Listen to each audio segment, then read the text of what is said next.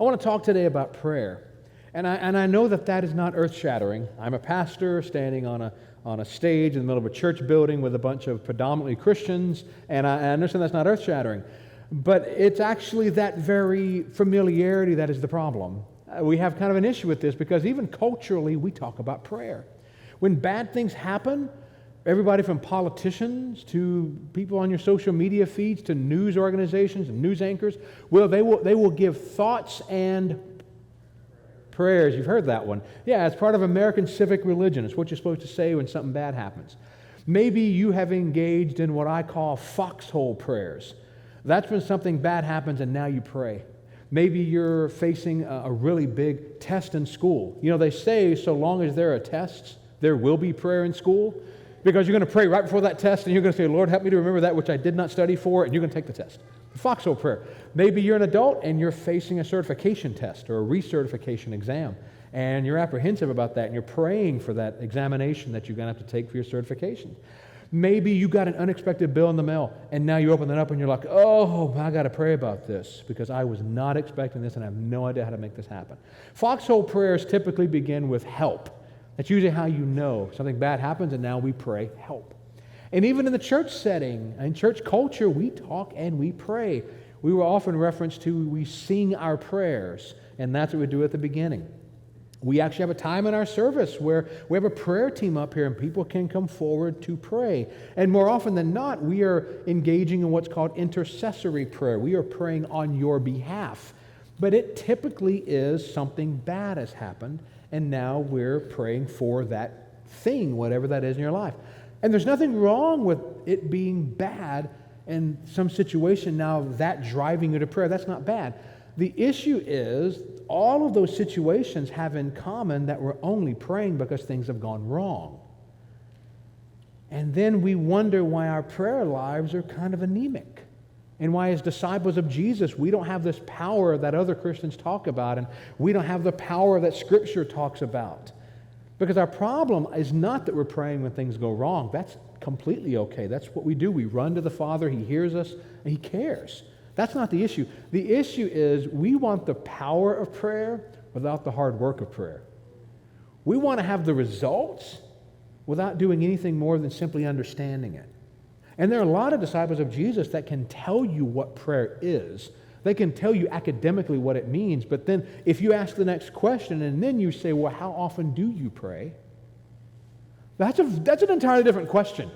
But it's that question that we're dealing with in this message series, Pray Like This. Because we tell people to pray. We tell Christians, hey, Christian, pray. You need to pray.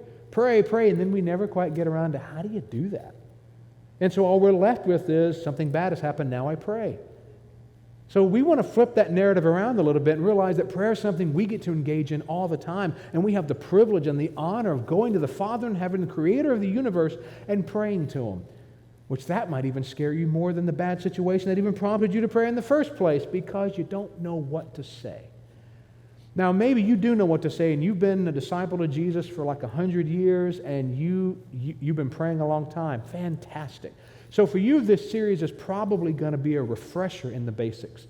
I'm a big college football fan. So my Saturdays are spent watching a lot of football.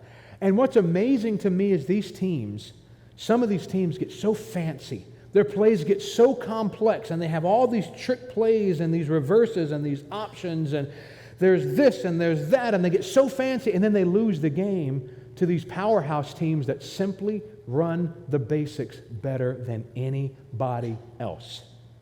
Why? Because they hadn't forgotten the basics. They keep doing the fundamentals better than anybody else. That's what we want to talk about. As Christians, running those fundamentals of prayer better than we have been. All right? Not so we can win a game. The stakes are far higher. We're talking about your life here. We're talking about what Jesus wants to do in your life. The stakes are far higher than a game. And that's coming from a college football fan. So today, we're getting into this talking about learning to pray. And we're using an example from Jesus in Matthew chapter 6, verses 9 through 13. It is page 660 in the Pew Bible there in front of you. And page 660 in the Pew Bible, Matthew 6, 9 through 13. And if you don't have a physical copy of the Bible and you would like one, please take this as a gift from us and just a way of saying we hope you get into it and consider that a gift. If you need to borrow it, that's fine too. Just put it back when you're done. But page 660 in the Pew Bible, Matthew 6, 9 through 13. And let me kind of set this up a little bit because we're jumping into the middle of something. Matthew 6, 9 through 13 is right like smack dab in the middle of this long section in the Gospel of Matthew that covers Matthew 5, Matthew 6, and Matthew 7, creatively called the Sermon on the Mount, because Jesus is preaching a sermon on the side of a mountain. Okay, so it doesn't have an original name, but that Jesus didn't give it that name. We did to just break it up, okay? So he's in this big 3-chapter section of Matthew talking about all of these different subjects. And in this particular version of this prayer, Jesus is not directly answering a question. Oftentimes in the gospel accounts, which is Matthew, Mark, Luke, and John, the first 4 books in the New Testament, we see Jesus responding to somebody. Someone asks a question, and now he gives them an answer. That's not happening in Matthew 6. But it is a question that's being asked, and it's a concern he has for his followers. So he's answering the question that he knows we need to be asking. It's one of those situations. And so he's telling people how to pray. And that's this section happening right in Matthew 6, 9 through 13. So I'm going to ask you to actually read this out loud. The words are going to be on the screen. If you're in our Pew Bible on page 660, it's going to read the same as what's on the screen, so however you're doing it. If you have an electronic version and you want to read from that, just make sure you're using the NIV, and it's going to read all the same. We're all reading the same thing. Because depending on when you learned this, if you learned this as a child or something like that, you learned a different version of it. I can almost guarantee it. So Matthew 6, 9 through 13. Let's read this out loud together and follow along, and let's read. This, then, is how you should pray. Our Father in heaven, hallowed be your name. Your kingdom come, your will be done, on earth as it is in heaven. Give us today our daily bread, and forgive us our debts as we also have forgiven our debtors. And lead us not into temptation, but deliver us from the evil one. Jesus doesn't want us trying to make this stuff up. So he gives us a model to follow. He tells us, here's an example you can follow. Now, it's not the only model in the Bible. It's not even the only model that Jesus even uses himself. But he's telling us something we can do. Again, we're talking about running the fundamentals of this better than we used to. So there are some advanced things you can do, sure. And you can do that. But we're talking about the basics, running the basics that covers kind of everything. And he gives us this model. And again, the first part of verse 9 in chapter 6, he says, this then is how you should pray. And then he gives this model. And he tells us, here's the model to follow. Not the only one, but it is something you can do to start on. And the beginning of this model deals with surrender. That is a hard word. Surrender is so hard for us to do, but here's how he starts this. Rest of verse 9. He says, Our Father in heaven, hallowed be your name. Then into verse 10, he says, Your kingdom come, your will be done on earth as it is in heaven. I wish I had hours to break just these phrases down. And I just saw the blood drain from your face. I won't take an hour's, plural, but I'll give you the summary of it. Okay, he starts off saying Father. Now that's really intimate. I mean, you're referring to the creator of the universe and you're saying, Dad. I mean, that's way different than saying Lord. That's a true statement. He is Lord. It's different than saying King. He is King. But think about medieval times, with kings and queens and princes and princesses and, court jesters and all that stuff. A child, a prince or a princess, wouldn't hesitate to run into the chambers of the king and say, Daddy, I'm scared. But a servant or a member of the court or somebody, random person, would lose their head if they ran into the king's chambers at night. You didn't do that to a king. Our king says, come right in. I'm your father. I'm listening. I'm paying attention to you. That's a way different picture of prayer because it's based on a relationship that we already have. All right, we have a relationship with God the Father. We can call him Father because of what Jesus has done for us. Now we address him as Father and we say, hallowed be your name. Now, hallow is not a word we tend to use in English a whole lot. It's just not a regular word we tend to say, but it is an English word. The word hallow means to make something holy. So literally what Jesus is saying in English is, I'm making your name holy. Now, rest assured, we do not really have that much power. His name is already holy. He is already perfect. He is already flawless. He is already King of the universe. What we're doing is beginning to align ourselves with that reality. And when you squish just those few words together, you get Father, intimacy. He's near. You know him and he knows you. But then you also, in the same breath, recognize he is completely different from us. He is not human. He doesn't deal with the same issues he doesn't deal with issues. We have sin. He doesn't. We fail. He never does. I mean, we're acknowledging him as Father and have that connection. Then we're also in the same breath saying, you are entirely otherworldly from who I am. Then it really gets tough because we pray, your kingdom come, your will be done on earth as it is in heaven. How is God's will done in heaven? Is it done halfway, all the way, no way? I mean, in heaven it's done absolutely. The angels and the citizens of heaven, they'll bat an eyelash. If God says do it, it's done just like that, and they don't mess around with it. I mean, it is instantaneous. Just like when a microphone suddenly changes volume and you have to wake up. That's how God's will is done in heaven. So that's what he's saying here on earth, is that we're praying that no matter what happens here, God's rule, God's reign, God's kingship would happen absolutely in this little circle called me praying to you. And then that circle would expand to my universe, would expand to my little corner of the world. And that involves open-handed surrender, where we recognize that everything I am, everything I've got, everything I'm ever going to be, it is entirely placed under that kingship. It is entirely placed under his rule, his reign, his power, and basically, in short, I don't get a vote. God does not run my life like a democracy. I don't get a vote. The king says do it, and it's yes. Because that's what I'm praying. Your will be done, not mine, yours. And may it be done here in my heart and my life just like it is in heaven, which means absolutely. So Jesus gives us a model that starts with surrender, and then he moves into provision. Now, we're good at this part, and there's nothing wrong with that. But when you frame provision in the context of surrender, it looks a little different now. Because now we're praying this prayer, verse 11, where we say, give us today our daily bread. And he goes on, and forgive us our debts, as we have also forgiven our debtors. And lead us not into temptation, but deliver us from the evil one. Now he's dealing with two types of provision here. One provision is physical. Give us today our daily bread. God knows we need, and he invites us to bring that to him. That unexpected bill, that necessity in your life, even your wants, God will listen.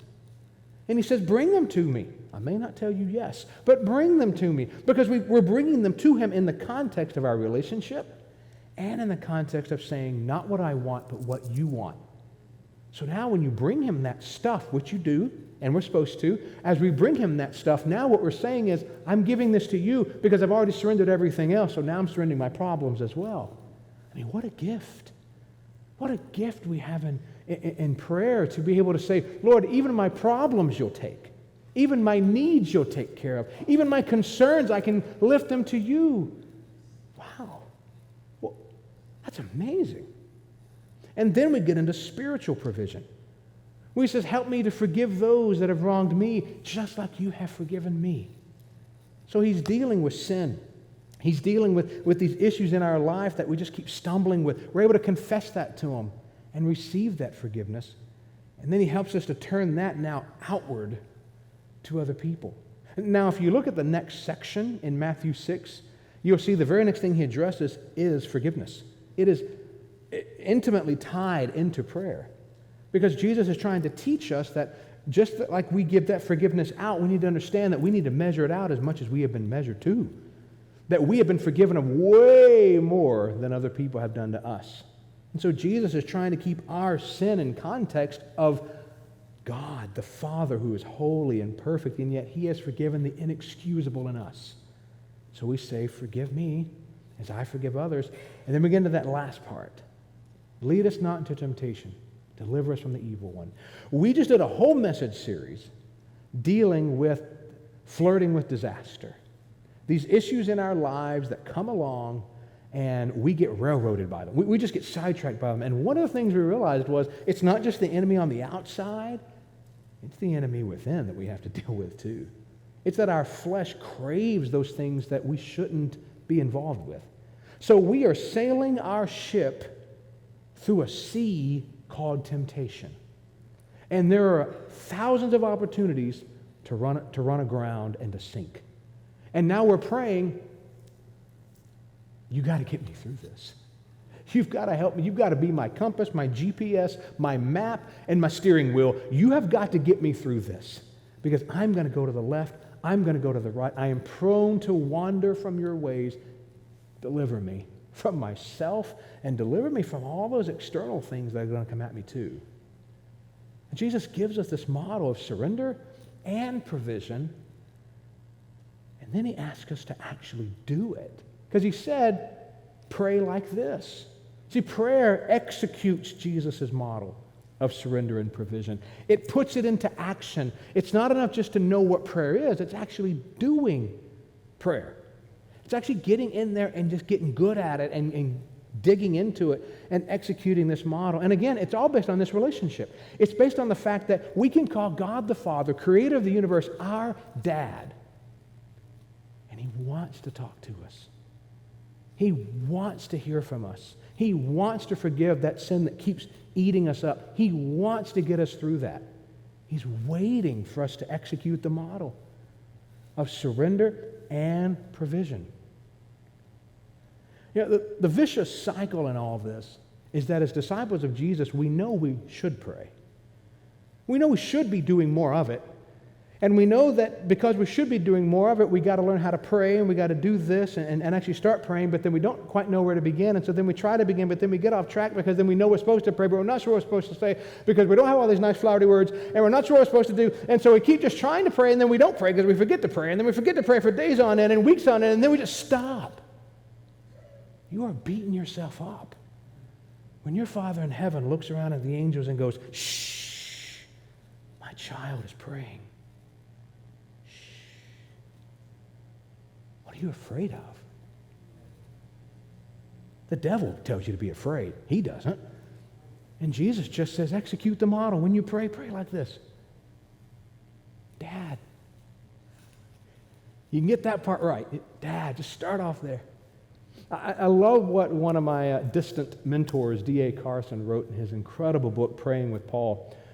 He wrote this. He said, good praying is more easily caught than taught. In other words, I can teach you all I want about prayer, and we've got a 4-part message series. We're talking about prayer. And we can teach you until we are blue in the face, but you're never going to catch it till you start doing it. You're never going to catch it till you actually start praying, or until you start praying with others who know how to pray. I mean, there are people who know how to say all the right magical words, and they can just say such pretty prayers.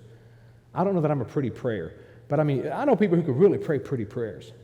And then there are those people that you get around and you're just like, I want you to pray for me because I know when you pray, Jesus really listens to you because they just pray. And so that's what he's saying. It's more easily caught than taught where you learn that, but you're still not going to get it until you start praying. Prayer executes Jesus' model of surrender and provision. One of the funniest things is I'm friends with pastors. That's kind of my circle. That's who I run with. And so one of the funniest things, we'll be sitting at some meeting or some gathering, and inevitably the food comes out, and you have that awkward moment of someone's got to pray. And all these pastors who pray for a living, everybody starts looking around like, well, it's not going to be me today. It's just the weirdest moment, and it's just like, for crying out loud, we're pastors. I guess I'll pray because nobody's looking up, and I'll just go and say something. It's weird. We all have weird moments. We all have these moments that's kind of awkward, but Jesus is saying it doesn't have to be. It doesn't have to be awkward. And I'm not telling you to pray before a meal. I'm not telling you not to pray before a meal. I'm just saying that we all have moments that it can be a little uncomfortable, but that's okay because prayer is executing the model. It is putting that into action because you're not going to get better at it unless you're doing it. And because prayer executes Jesus' model of surrender and provision, I want to invite you to execute the model we've been given. Actually do it. And so I want to invite you on a 7-day journey with me. Not physically. I'm not going to physically take you anywhere. But spiritually, I want to invite you to join me for the next 7 days, starting today. Today is day 1. 7 days from now is Saturday, okay? 7 days of praying this prayer, but in your words. So take the model, but put it in your words, because there's not magic in the words. You can say these words 1 billion times, and it won't change you until your heart gets involved and your soul gets involved. So that's why I tend to tell people, say it in your own words. Now, I know for some of you who struggled through English class, what I just said gives you panic attacks because you don't like summarizing other people's words into another phrase or sentence. I don't understand, but I understand your words coming out your mouth. You know what I mean? Because I love English. I love languages. I excelled in English and literature. So I understand that for me, I'm a nerd. It's cool. So I'm going to show you. I'm going to show you how I take this prayer and put it in my words, and maybe some of you need to take some copious notes. The idea is to take it and put it into your words. We even gave you a spot in your discussion guide there inside your message notes that our sermon-based groups are going to go through that actually gives you a place to write that out. Because I really hope you'll take me up and join me on this journey for 7 days. Because it doesn't matter if you are 5 years old or 50 years old or 105 years old. You can join on this journey. I would suggest doing it in the morning. And we're going to talk in another part of this series about what times of the day might be better or worse. The reason I would suggest morning is it just happens before the day is going to just collapse on you and suddenly everything takes over. But your mileage may vary. Here's what I would do. Here's how I would do this. This is what Joel would probably literally say. I actually did this morning already. Okay, so I'm actually going to tell you in a sense what I prayed already. That is a very naked feeling, might I add, to tell people what you just prayed. But this is what I did, and I want to show you the example. So Jesus starts off and he says, "Our Father in heaven, hallowed be your name." So I tend to start off my prayers by just saying, "Daddy, Daddy, I'm so glad I can call you that. That you know me better than I know myself. You were there when I was formed in my mom's womb. You were there when I was born. You were there every time I scraped my knee. You were there. You're my dad. Thanks for letting me know you like that. But I also know that you are not human. You're not like me. And in your world, everything is perfect. And you are holy, and you are righteous, and you are just, and you are everything I'm not. I'm thankful for that too. And I bless your name. I bless that name that is above all names. And yet I can still call you Dad." Now the next part of that. Your kingdom come, your will be done on earth as it is in heaven. So I would pray something like, Father, I just pray that as you rule in heaven completely and absolutely, and all the angels and the seraphs and the cherubim, they respond entirely to you. I just pray I would be like that. That I would respond instantly to you, that if I were to draw a circle around me, I would move that fast, that you would rule 100% in this circle. And then can that rule now expand to others around me so they would realize how good it is to be your kid, how it's not a burden to be a Christian, it's not a burden to be your disciple, it's a joy because you are my dad and you do love me and you've created me for a purpose, and I just want others to see that, but they're going to see that because you rule in my life and you reign in my life and you're my king in addition to being my dad. And the next part of that, give us today our daily bread. This is the part we ask for stuff, whatever that is. Hey, Lord, you know, I'm still struggling with this, and I keep giving it to you, and then I keep taking it back. Help me to trust you more. Help me to know that you've got this, and I don't have to worry. I don't have to take it back. I can give it to you, and I can leave it there. Thank you that you're providing, and I don't even see it yet, but I know you are. And then the next part, and forgive us our debts as we have also forgiven our debtors. This one's a little harder, for honest, because we have to say, okay, Lord, I confess that I'm worrying. I just told you I was worrying about that, and that's a sin because you tell me I don't have to, because you tell me you're my dad, and I'm your child, and you tell me you're the king, and you've got everything. But I'm still worrying. Forgive me. Lord, I know worry is a lack of faith. Or worry is a lack of trust. I'm doubting what you're going to do. I'm sorry. Thank you for forgiving me. And at the same time that I'm receiving forgiveness, I got to forgive someone who looked at me funny. Because they really didn't do anything to me that I haven't done to you 1 billion times over. You are forgiven so much in me. Help me to forgive that little stuff. Because it really isn't a big deal. Help me, Father, to see them the way you see me. You look at me and you separate my sin from me, and You deal with me, and then you deal with my sin because you see me through the blood of your Son. Help me to see them the same way. To see them as created in your image before I see them as someone who looked at me weird. Because you have forgiven me for way more. Last part. And lead us not into temptation, but deliver us from the evil one. Lord, I am prone to worry. I'm a planner and I'm a control freak. And so you know what that means? That means when things don't quite work out, I got to trust you more. I swim in that sea of doubt sometimes. Guide me. Pull me through. Oh, for grace to trust you more. I want more. I want to believe more than what I did before. I want to trust even greater. And I know, Lord, that temptation, I can't blame that on the devil. That's in me. I bring that to your table. So I'm just laying that at your feet. I'm laying it at your table, and you're going to have to deal with that. You lead me through, and I'm going to follow you. At the same time, I know that the devil himself might even put things in my way. Protect me from those lies. Now, I should have given you a warning at the beginning of all that. You join me on this journey for the next 7 days, and you do that, your life is about to change. Your prayer life's about to change. Your worldview's about to change. Your eyes are about to change. You will see and do and act shockingly different. Because again, there's no magic in the words. The difference is your soul is pouring out to your Father, who is quieting down the noise of heaven to hear you pray. He is waiting. You're not beginning a conversation. You're already joining in with His. He's already talking. He's already whispering. He's already moving and molding and shaping you. You're just joining in the fun. You're just catching up with Him. But the amazing thing is, like, one of the most profound thoughts to me, and I think this every time I pray, I always stop just for a few seconds and I think, if God the Father had a refrigerator, my picture would be on it. Dear one, if God had a refrigerator, your picture would be on it. He wants to hear you. He wants to hear your voice. He wants to hear your heart, even when all you're saying is, I'm mad. Okay.